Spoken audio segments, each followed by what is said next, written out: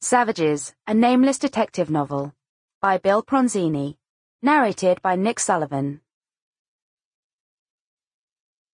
Chapter 1. On Friday morning, I took Carrie to the UC Med Center for her first follow-up appointment with her radiologist and her oncologist. As I had during the long weeks of radiation therapy, I waited for her in the lobby. When she came out, as she had all the other times, she wore a small, determined smile. "So far, so good," she said. "What did they say?" "Come back in 1 month. Meanwhile, go home, talk about cancer in the past tense, and live my life." "Is that supposed to be encouraging?" "Actually, yes. As good as it gets at this point." On the drive home to Diamond Heights, as on previous drives, we engaged in bright, upbeat conversation.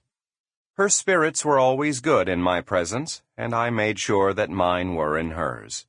It was vital that we maintain a positive outlook. Any doctor will tell you that mental attitude is important in the treatment of any disease, particularly one as life-threatening as breast cancer. In the beginning, it hadn't been easy for us to remain upbeat, even though the odds were in our favor. Breast cancer is no longer an automatic death sentence for a woman. The survival rate is high when the malignancy is found and treated early. Still, the first couple of months are a pretty tense time.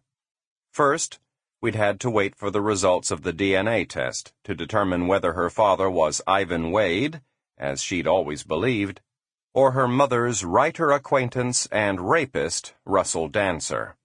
If it were Dancer, the situation would have been even more difficult because he was dead now and had been an orphan and kept no personal records. Tracing his family medical history would have been next to impossible. But the DNA test turned out right, thank God. Carrie was Ivan's child. That was the first piece of good news. The second was that the tumor in her right breast proved to be relatively small, and the cancer hadn't become invasive. Her oncologist, Dr. Janik, had recommended and performed a lumpectomy rather than a more radical type of surgery. 3 weeks of healing time were followed by 5 weeks of radiation therapy, 33 treatments altogether, the first 25 focusing on the entire breast area, the remaining 8 on the much smaller surgery site. The treatments made Carrie tired, listless much of the time.